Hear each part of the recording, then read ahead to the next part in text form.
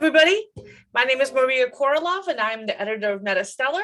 And here today with us is Nick NARBUTOVSKIH, who is one of our writers and one of the reviewers of today's books. So every Friday, some of us here at MetaStellar read the top 10 free sci-fi and fantasy books on Amazon. Not the whole book usually, I mean, that's 10 books.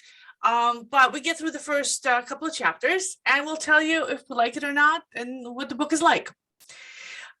So today's list, we've got dragons and witches and ghouls and ghosts. I mean, the sexy times, you know, some space battles and a bunch of short stories. So we got something for everybody. And let's start out with the first book on the list, which I have a picture of that I can show you, and it's here. And it is Some of the Best of Tor.com 2001, which is a collection of some original science fiction and fantasy short stories published on Tor.com in 2021. It includes stories by Elizabeth Bear, Kate Elliott, and a few others whose names I didn't recognize. And Nick, what did you think of the book?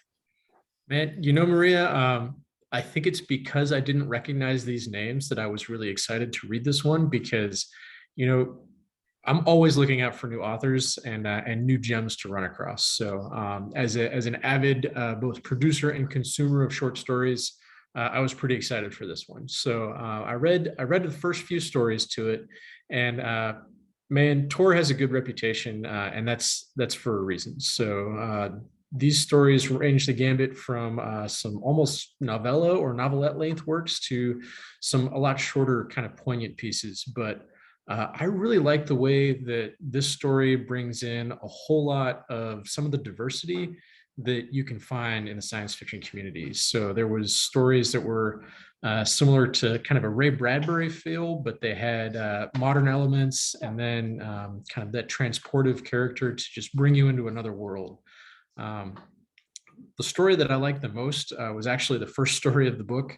And it really reminded me of a lot of the places that I've been when I've gone overseas to some places that are, you know, just not as privileged as we are, and it bringing me into that universe and experiencing something special in there. That was fantastic stories. So whether you're looking for a few short stories to kind of fill in the outsides of your day, or whether you like to read a whole story and then really pick it apart and figure out why it was good or why it wasn't and all that, I really think this is a great collection.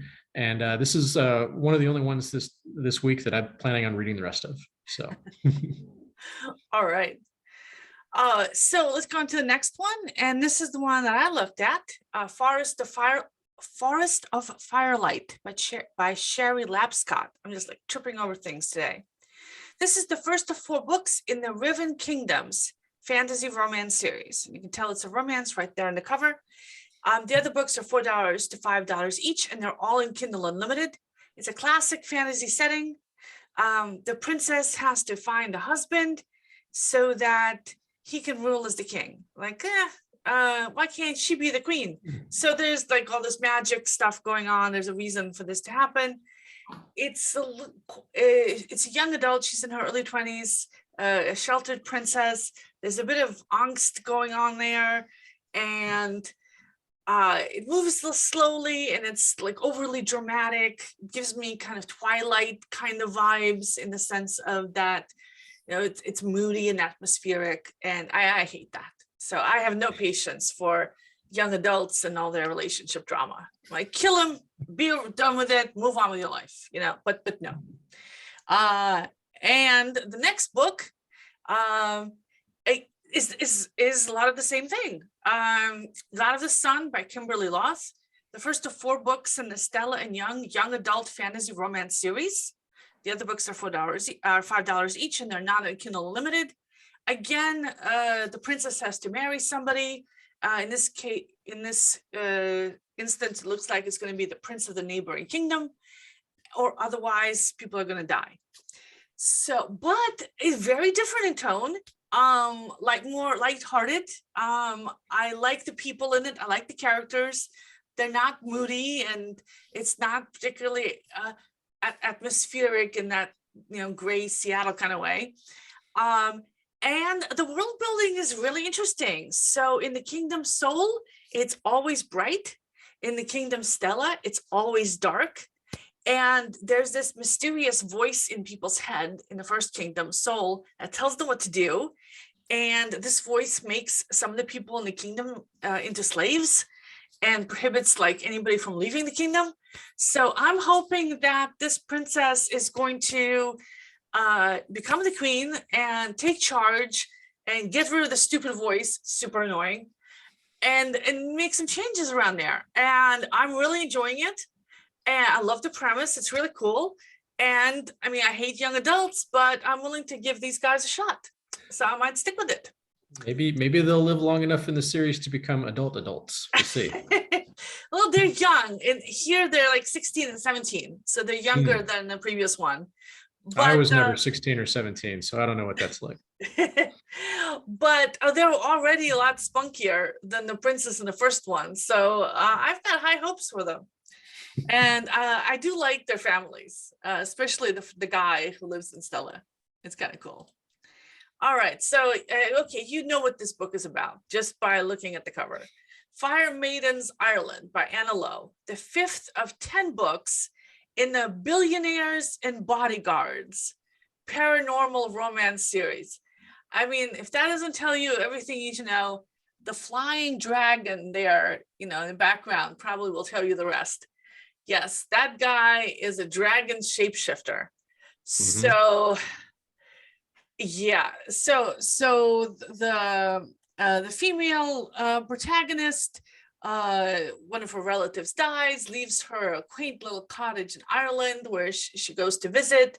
She was there once when she was a child, met a neighboring boy, developed a crush, had a thing for him her whole life. Now she's back there in this village and meets him again.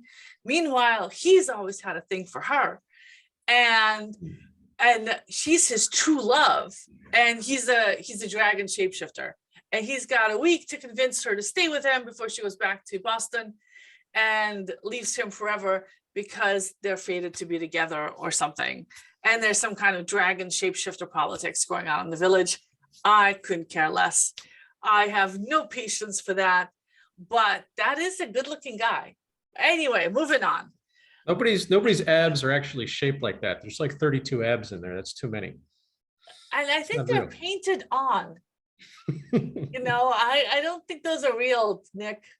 little airbrush action. Good. Yeah, the body standards that the media is perpetuating on you guys is just. I mean, it's about time. Honestly, considering how long it's been the other way around. So I guess we're getting what's coming to us. Have you ever went into a museum with all those naked male statues everywhere? I think What kind of a museum are you going to? I've never been to that museum. The Greeks. Oh, okay, I got you. Although they were extremely underendowed. But anyway, let us move on. Vanity. All right, where were we? Okay.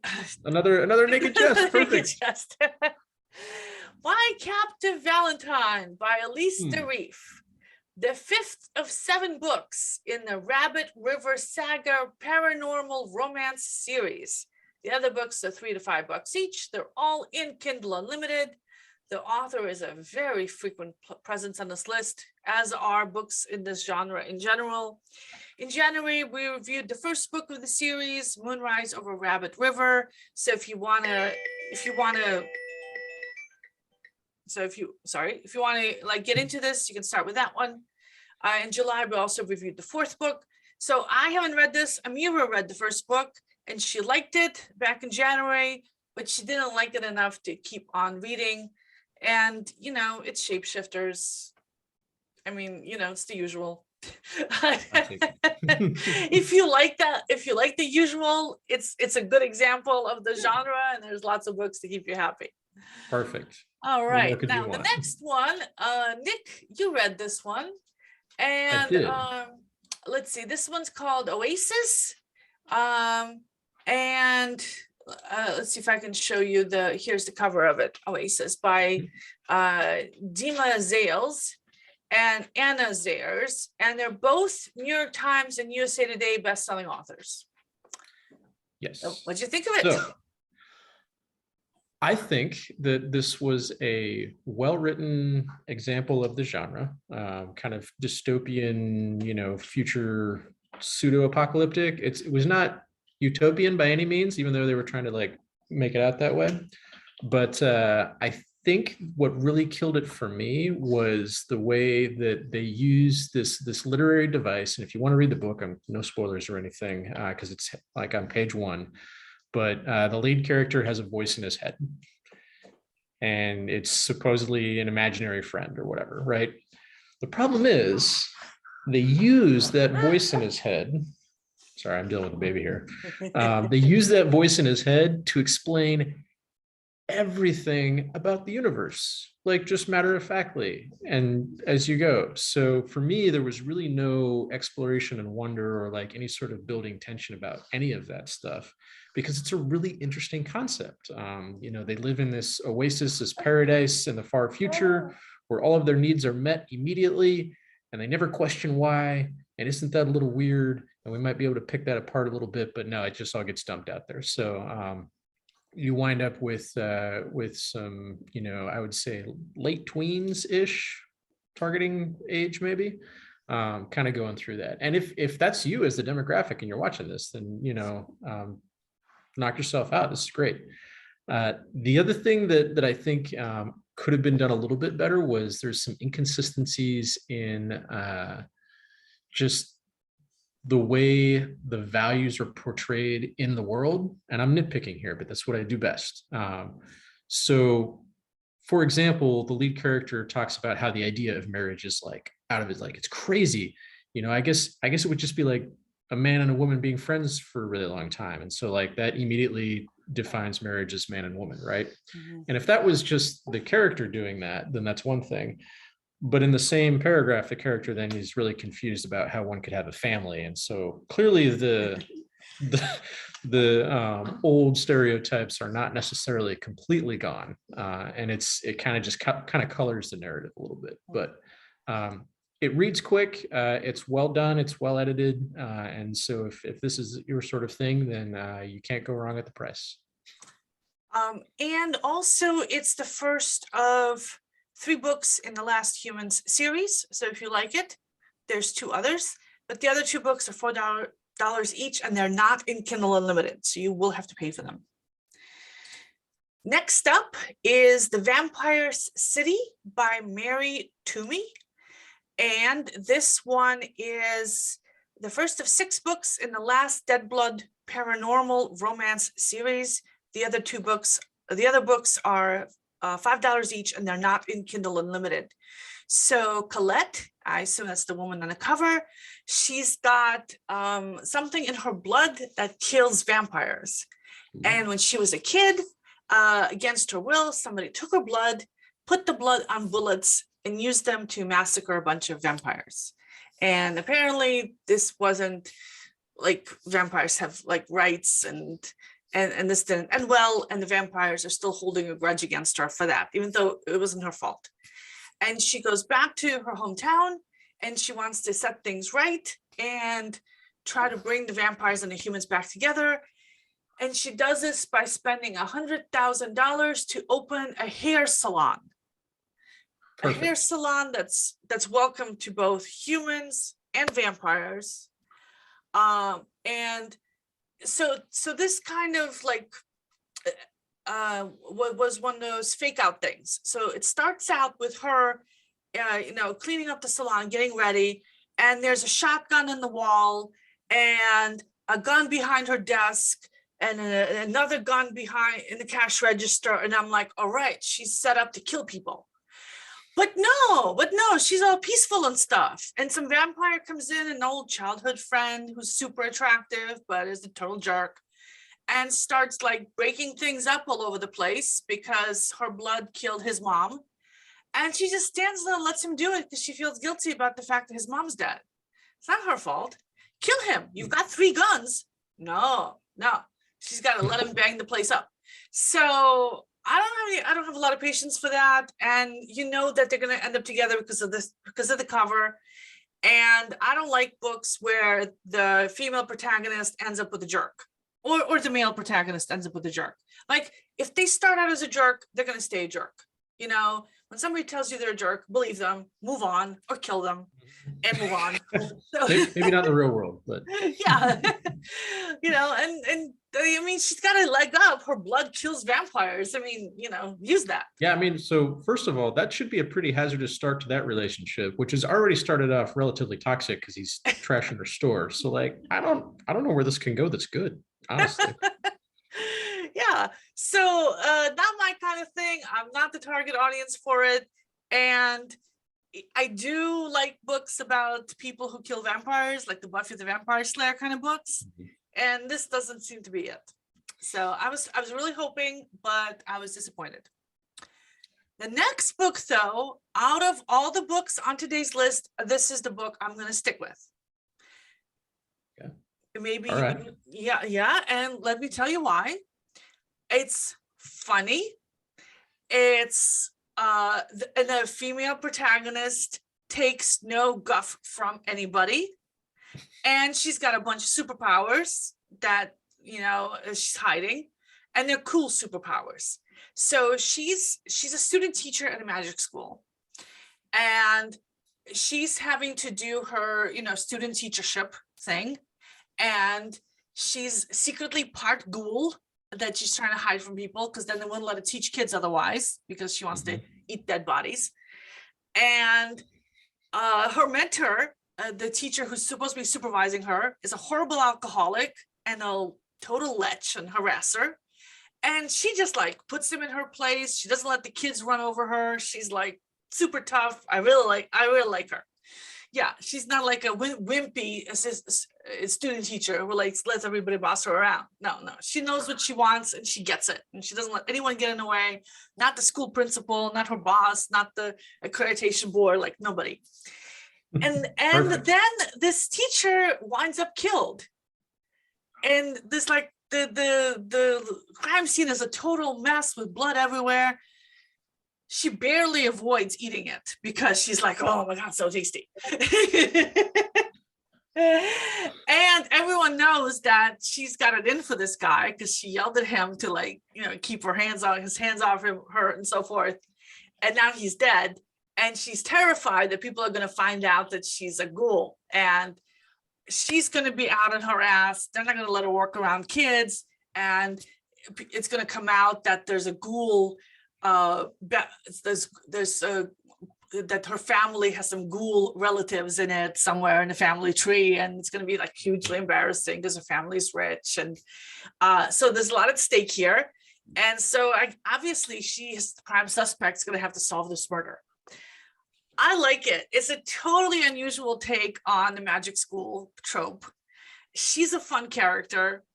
And obviously she's young. It's her first year student teaching, but she's tough. She acts like a real person. I'm really enjoying it. That's all you can hope for. I like it. Yeah, and it's just a really fun break for a weekend read. You know, there is nothing more meaningful to this book. It's a kick-ass character who goes around kicking ass. Perfect. You know? While trying not to eat dead bodies because it's gross.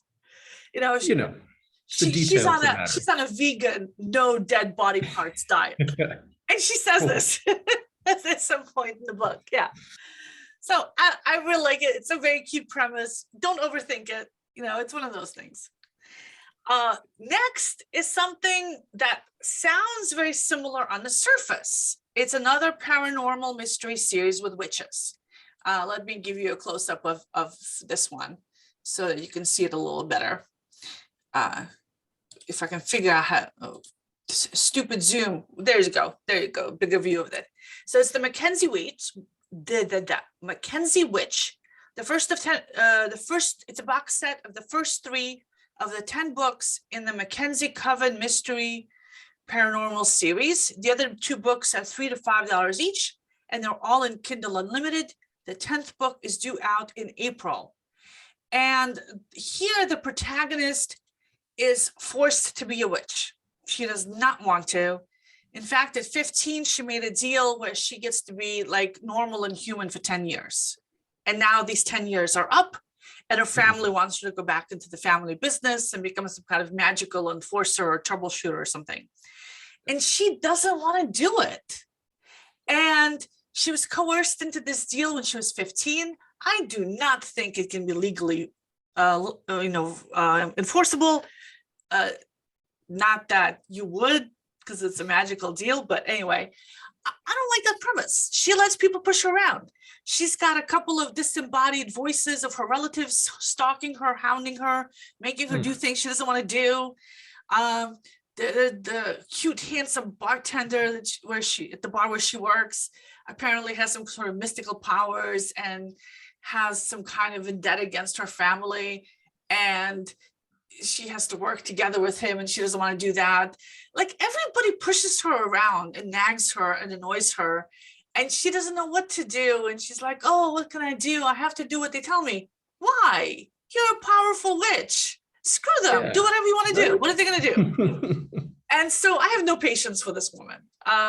Like grow a pair, Yeah. So yeah, but if you like that kind of thing, there it is. I'm not going to keep reading it because I was just too annoyed with her. And finally, we have a book that you read, The Star Champion by Susan Grant, the fourth of 4 books in the Star series of sci-fi romance books. The other books are $4 each, and they're all in Kindle Unlimited. And Susan Grant is a USA Today and New York Times bestselling author. What did you think? So I picked the one that had the most covered chests of the available chest books today. No, you didn't. I had 2 of them. Well, I mean, Who's taking them? fine. No, this is good. This was good. So I can tell why she's a best-selling author, USA Today and New York Times, because it was well done. You know, this is full disclosure. This is not my genre. Like, I'm not usually into this sort of thing, and I was pleasantly surprised because it does not start off that way. So the premise here is the main character and her brother are, at the kind of the bottom of the economic food chain. They have a kind of a struggle going on, and there's a little bit of hand waving in there, like, oh, what about, little Button, the baby's name is Button for some reason, and then like mom can't, she needs help, and so we're gonna do something to help her because they're living hand to mouth, that kind of thing. So which I think is an entirely, like, that is a real thing that happens, and it is a great backstory and motivation for a character. I just wish it had been fleshed out more than the one paragraph that was in there. And maybe it was in the previous book and I'm missing it, I don't know, but yeah, this coming is the 4th in in the series. Yeah, it just felt a little thin. So who knows? Maybe you read the first 3, you get all that, and you don't even notice it. But I did like the fact that she was willing to go against society and conventions in what is clearly a very patriarchal, galactic empire kind of feel, and just not metaphorically, but like literally kick some ass in order to get money, take names, become better, like all of that stuff. So the opening scene, she's in this underground fight ring, and if they find out she's a woman, then they're gonna, there's gonna be a really bad deal because, like, by ritual law, you're not allowed to be a woman and fight.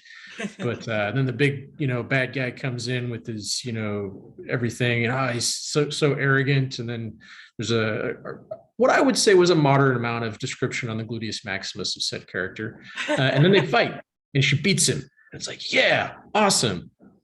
Fairly certain they're going to get together later on. Enemies to lovers trope. It's fine. That's exactly what it is. Again, I don't really read this that much, but it was well done. It flowed. I could tell that there was a lot going on with the universe, and the backstory and everything that she had built. It felt internally logically consistent, which is like one of my most important tests of, like, does this make sense? Whether or not I agree with it, does it make sense internally?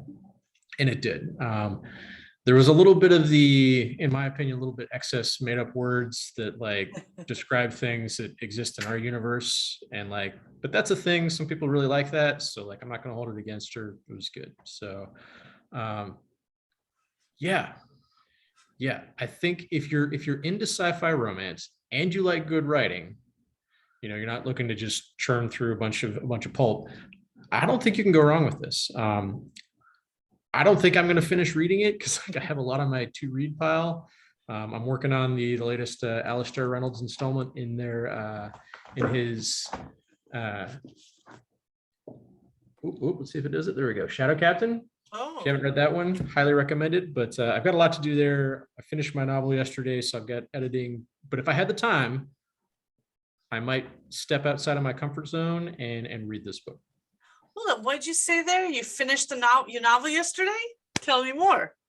I did, yes. I finished the first draft on book 2 of my series. So All right. yeah, it came in Congratulations. at 80,000 words. So I am not encumbered by any maximum word count this time through. So hopefully I can cut it down to 75 and then add some more. It'll come around 85, 90K, somewhere in there. All But right. yeah. So for those who don't know, who are new to this channel here, Nick is the author of this book here. Let me see if I can show you, Steel in the Blood. And it made a bunch of Amazon category bestseller lists when it came out. So his website's going to be linked down below and you can go check it out. All right. So, so the last thing I want to mention is that we are supported by the kind support of our supporters on Patreon. And today I want to welcome Max Smolak to our supporter list. So thank you very much, Max. And we appreciate your support. All the donations go to pay for original fiction on MetaStellar.com, and all the stories are always free to our readers. If you like this kind of content, please donate, but also click subscribe, hit like, the bell notification, whatever YouTube has you do, you know, all that stuff. Really appreciate it. What did you think of these books? Have you read any of them? If you did or tried to, leave a comment in the description box below, and we'll see you next Friday. We do this every week. Thanks, everybody. Bye-bye. And thanks, Nick, for joining me. I appreciate it. Thank you.